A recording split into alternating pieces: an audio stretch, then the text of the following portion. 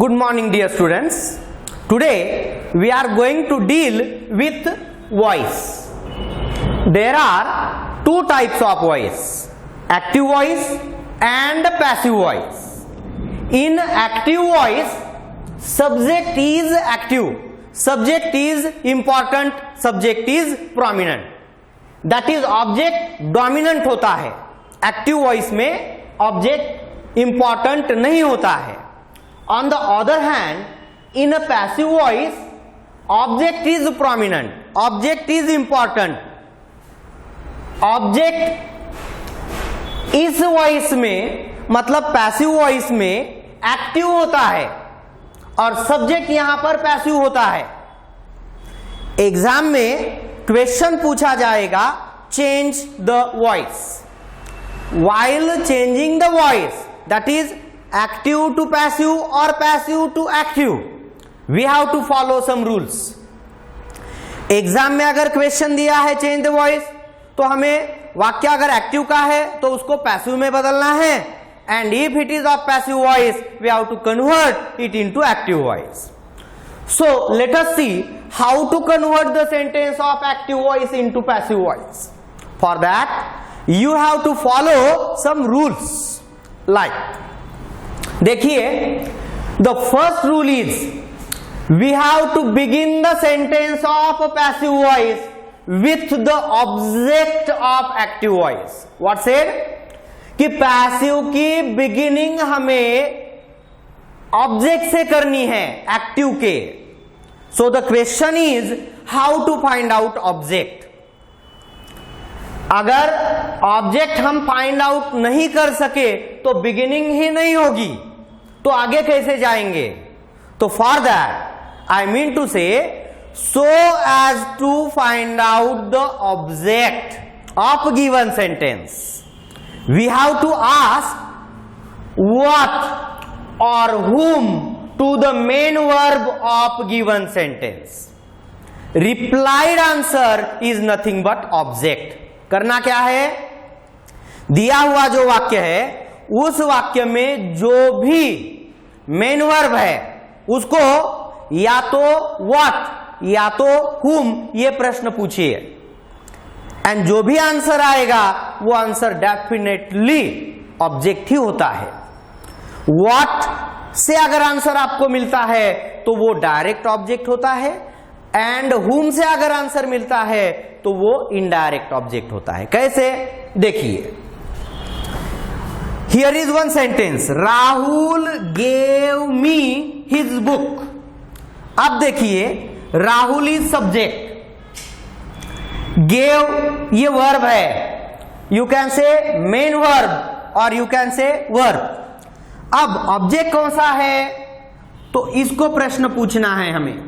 We have to ask what to gave. Question पूछता हूं मैं, what did Rahul give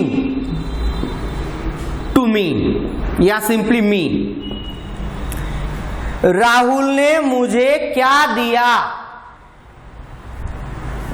and answer is his book. Answer है his book. और मैंने आपको बताया कि व्हाट का आंसर होता है डायरेक्ट ऑब्जेक्ट. यह है डायरेक्ट ऑब्जेक्ट, या यू कैन से ऑब्जेक्ट. अब दूसरा प्रश्न पूछते हैं, whom did Rahul give his book. Rahul ने उसका बुक किसे दिया, and the answer is Rahul gave his book to me. यहां पे मी, यह है whom का आंसर. तो whom का आंसर पर्सन के फॉर्म में आता है, मी. ये है इनडायरेक्ट ऑब्जेक्ट, और आई कैन राइट ऑब्जेक्ट. तो यहां तक हमने क्या किया है, बस बिगिनिंग की है with the object of active voice, और बिगिनिंग अच्छी तरह से हो गई है। Well begun is half done, तो यहां तक आधा काम हो गया। ऑब्जेक्ट फाइंड आउट हुआ, ऑब्जेक्ट स्टार्टिंग में लिया। अब अगर वाक्य में ऑब्जेक्ट नहीं है तो उसका वॉइस हम नहीं बदल सकते। वैसे भी कुछ वाक्य हो सकते हैं जिस वर्ब के बाद ऑब्जेक्ट आता नहीं है वो इंट्रांजिटिव वर्ब होता है। जैसे my friend went to college, इस वाक्य में माय फ्रेंड सब्जेक्ट है, वेंट वर्ब है। पूछिए what did my friend go, नहीं आता answer. whom did my friend go, नहीं आता आंसर। तो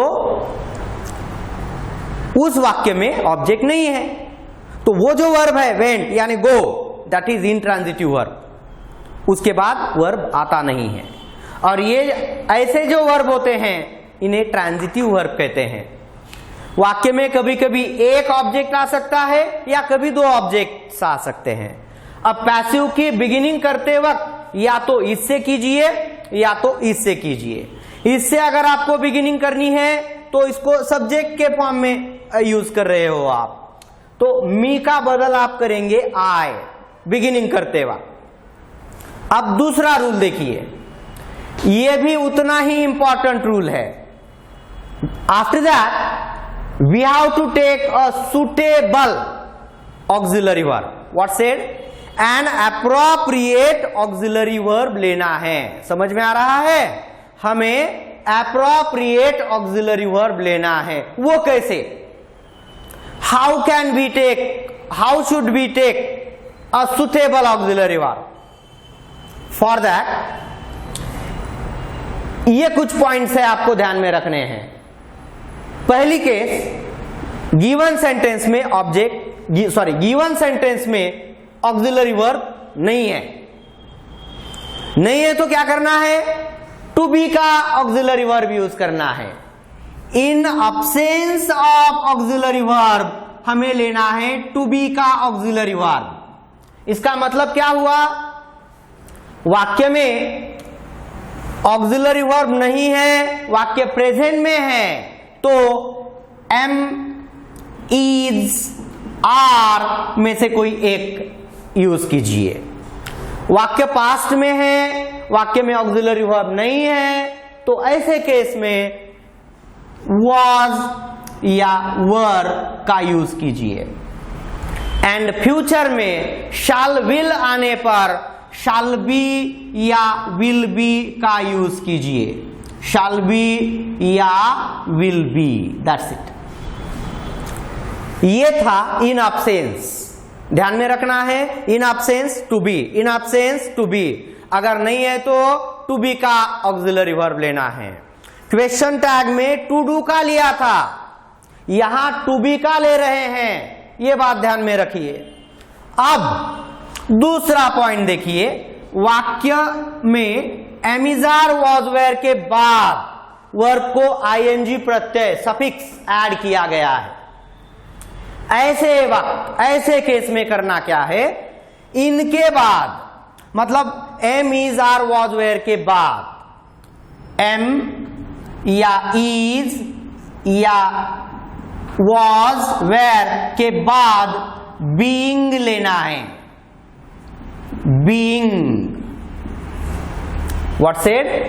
ING form of the main verb अगर आता है तो उस ऑक्सिलरी के बाद वो आईएनजी फॉर्म मेंटेन रखने के लिए बीइंग ऐड कीजिए। ओके, नेक्स्ट, अगर टू हैव का ऑक्सिलरी वाक्य में दिया हुआ है, that is have, has, had, shall have, will have, ऐसे अगर ऑक्सिलरीज है तो इनके बाद बिन ऐड कीजिए। जैसे हैव के फॉर्म में अगर ऑक्सिलरी है तो मैंने कहा उसके बाद बिन लेना है। Have, have been, has been, has, have been, has been में से कोई एक। हैव या हैज के बाद बीन लेना है। हैड है तो हैड बीन यूज करना है। Shall have, will have, could have, should have, may have, might have, ऐसे अगर कुछ है तो उनके बाद बीन ऐड करना है। जैसे शैल या will have been.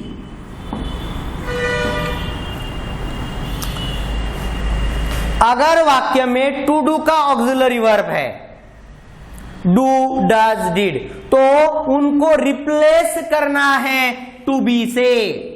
What said? To be से रिप्लेस करना है। जैसे वाक्य प्रेजेंट में है, यानी कि डू या डज का यूज वाक्य में हुआ है। वाक्य में डू या डज आया है तो इनको निकाल के टू बी का प्रेजेंट फॉर्म यूज करना है। That is am, is, are में से कोई एक। एम, इज या आर में से कोई एक। वाक्य पास्ट में है तो वाक्य में आएगा डिड। डिड को निकालना है और टू बी का पास्ट फॉर्म लेना है वॉज या वर। वॉज या वर। आगे देखिए, वाक्य में अगर मॉडल ऑक्सिलरी वर्ब है तो उसके बाद बी ऐड कीजिए।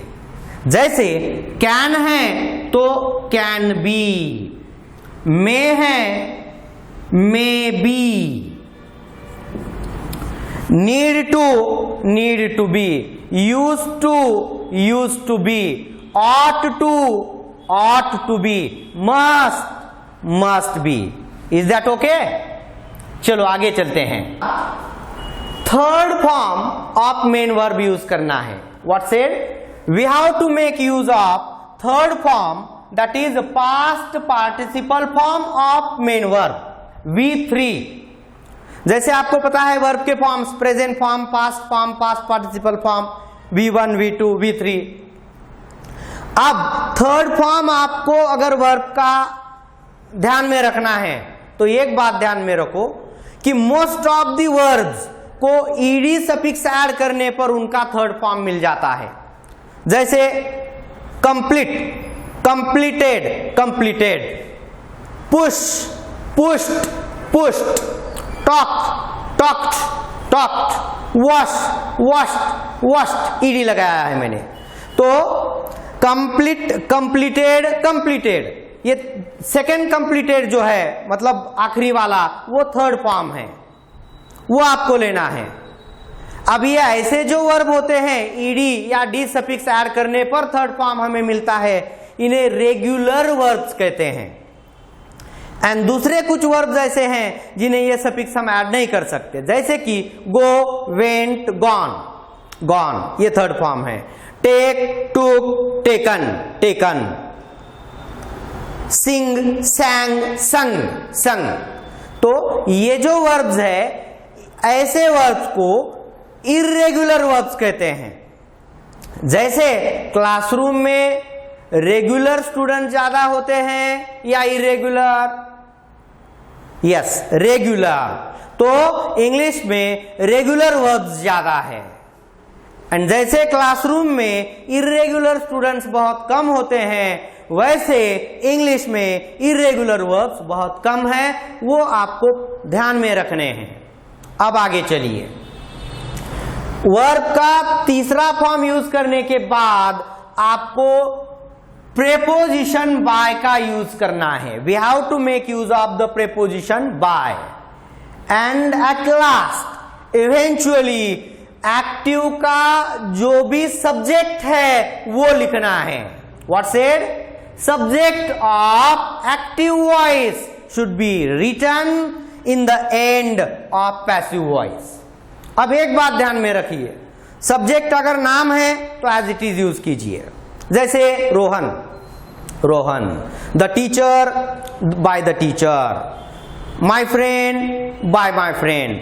अगर subject if it is in the form of pronoun तो उसका बदल करना है। जैसे I का बदल करेंगे बाय मी, वी का बदल होगा अस, ही का बदल होगा him, and she should be change into her, they का चेंज होगा देम। अब तक हमने 5 रूल्स देखे हैं, एक्टिव टू पैसिव ये बदल हम देख रहे थे। ये 5 रूल्स आपको ध्यान में रखने हैं। पहला, ऑब्जेक्ट से स्टार्ट करना है वाक्य, उसके बाद ऑक्सिलरी वर्ब लेना है, उसके बाद third form of main verb लेना है, उसके बाद बाय लिखकर सब्जेक्ट आखिरी में। Is that okay? अगर ये रूल्स आप ध्यान में रखते हो तो एक्टिव का पैसिव में बदल आप आसानी से कर सकोगे।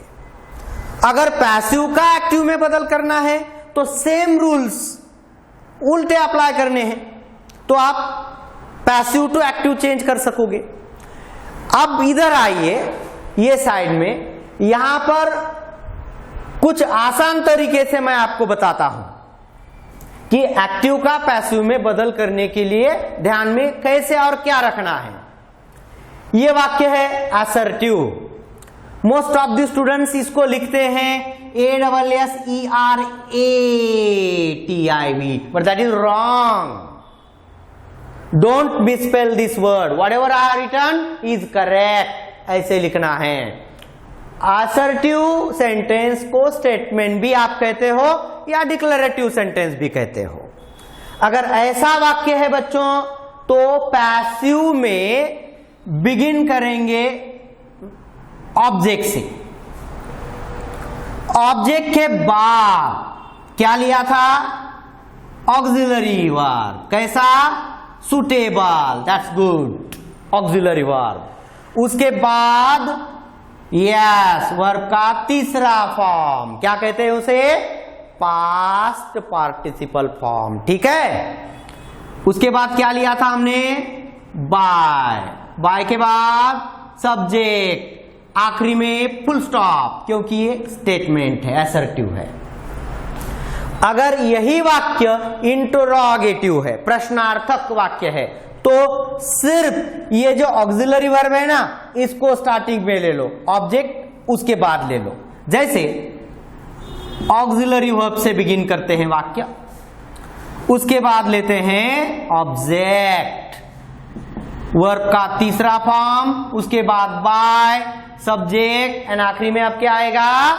यस, क्वेश्चन मार्क, क्योंकि इंटरोगेटिव सेंटेंस है।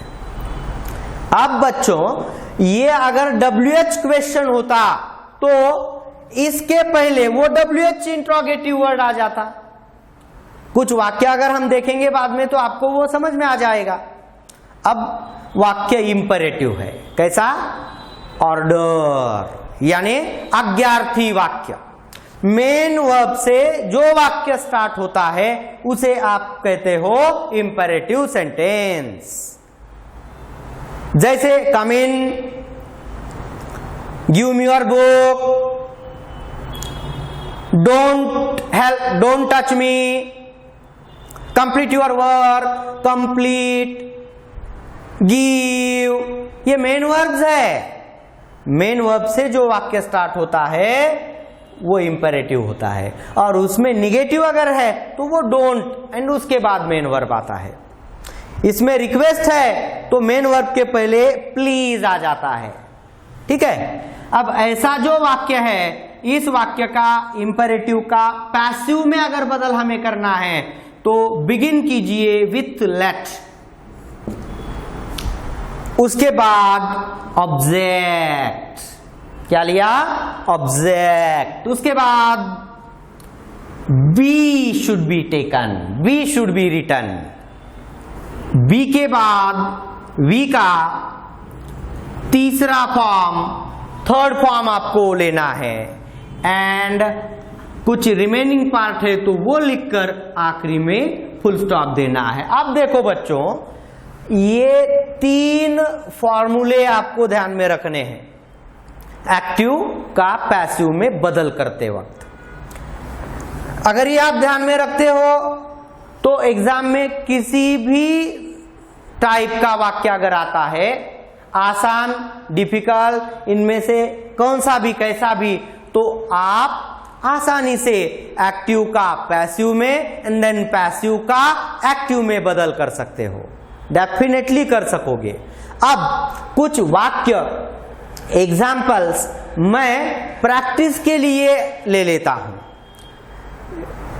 इंटेंशन मेरा यह है कि मैं कुछ वाक्य आपको एक्सप्लेन करके बताता हूं कि उनमें ऑब्जेक्ट कौन सा है, वर्ब कौन सा है, वो कैसे चेंज करना है, बिगिन कैसे करना है।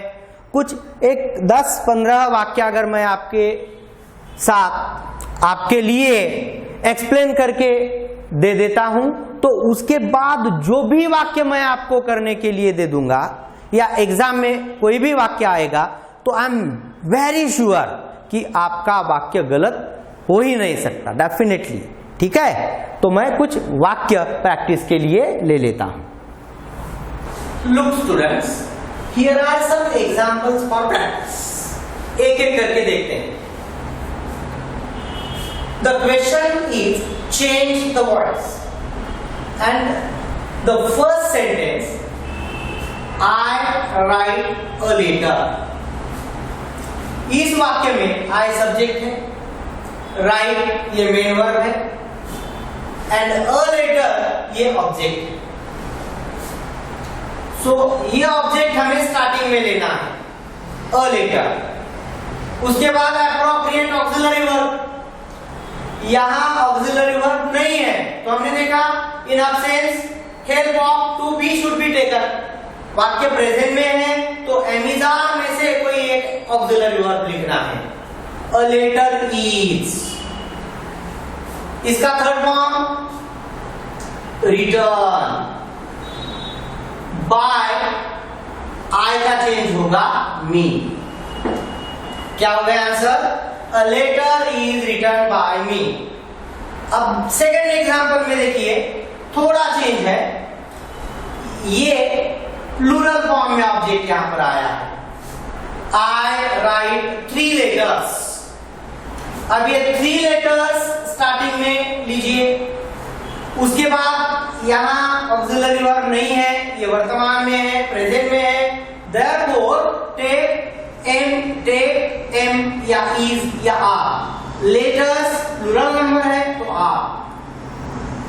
3 लेटर्स आर। थर्ड फॉर्म लीजिए रिटर्न। बाय आई का चेंज होगा मी। तीसरा वाक्य देखिए, I wrote a letter. Past में है, अ लेटर स्टार्टिंग में लिखा, ये पास्ट में है, यहां पर ऑक्सिलरी वर्ब नहीं है, सो टू बी का पास्ट फॉर्म लेना है, was या were. A letter was। Third form इसका written. By I should be change into me. Fourth वाक्य देखिए, सिर्फ ये यहां पर बदल हुआ है 3 letters। I wrote 3 letters। Plural number है, 3 letters। पास्ट में है वर्ब, राइट का written. By me, 3 letters were written by me।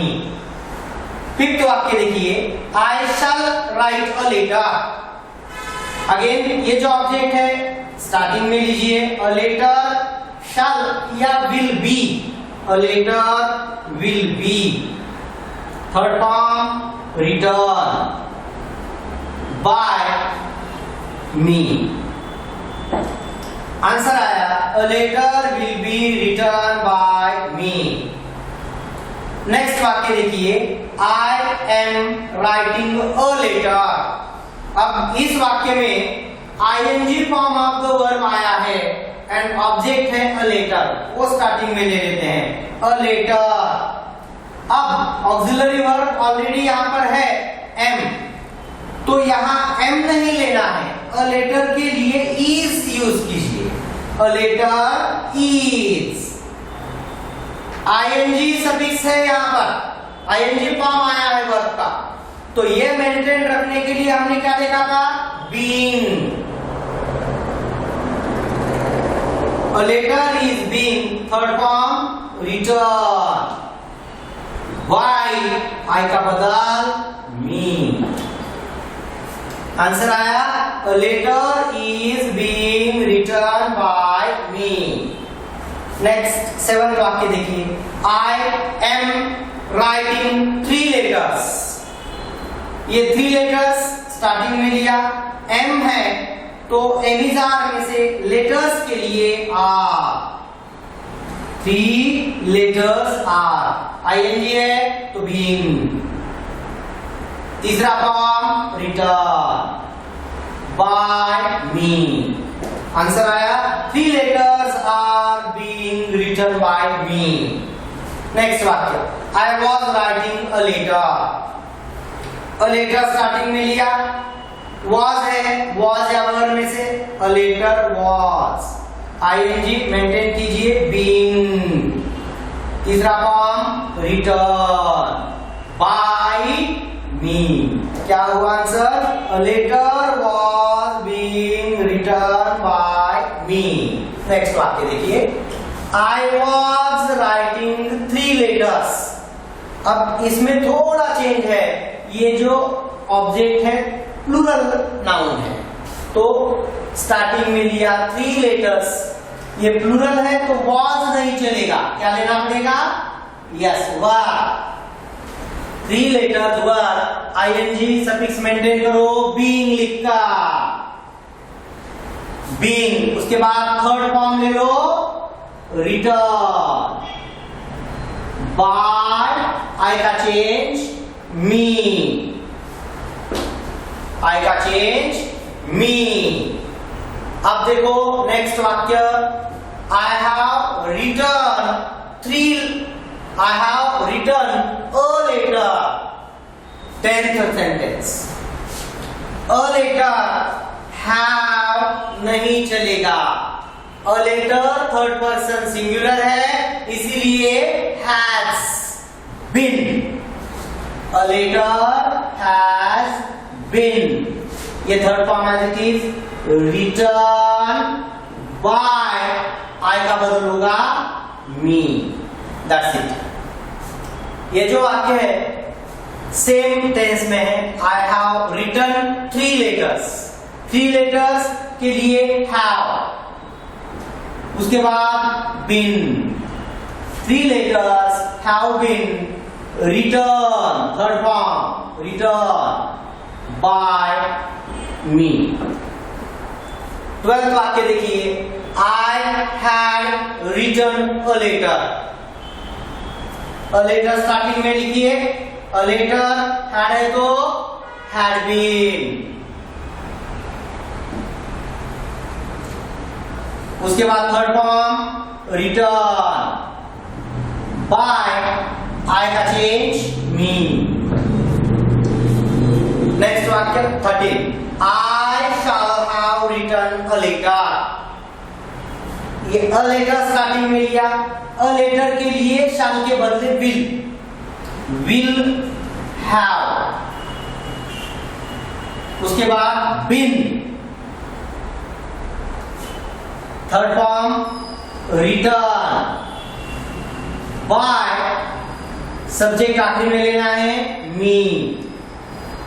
14th वाक्य देखिए, I may write a letter। a letter starting में लिया, मॉडल ऑक्सिलरी वर्ब है ये, इसके बाद यस बी लेना है, मतलब a letter may be। तीसरा फॉर्म रिटर्न, why, सब्जेक्ट आएगा मी। क्या हुआ answer, a letter may be written by me। Is that okay? अब ये 15th सेंटेंस देखिए, क्वेश्चन है, do I write a letter। अब क्वेश्चन है तो आंसर भी अपना क्वेश्चन के फॉर्म में ही आएगा। सो डू डज के बदले to do should be replace by to be, मतलब डू डज अगर आता है तो उसको निकाल के एम इज आर लेना है। Yes, so am is are में से क्या लेना है? ऑब्जेक्ट है अ लेटर, इसीलिए इज ऑब्जेक्ट लीजिए अ लेटर। तीसरा फॉर्म रिटर्न बाय मी, आखिरी में क्वेश्चन मार्क। क्या हुआ? देखिए, is a letter return by me question mark. अब ये वाक्य देखिए WH क्वेश्चन है, तो स्टार्टिंग में वाक्य देखिए when did I write a letter, when did I write a letter question mark. when starting में लिखिए, उसके बाद ऑक्सिलरी वर्ब did के बदले was या were।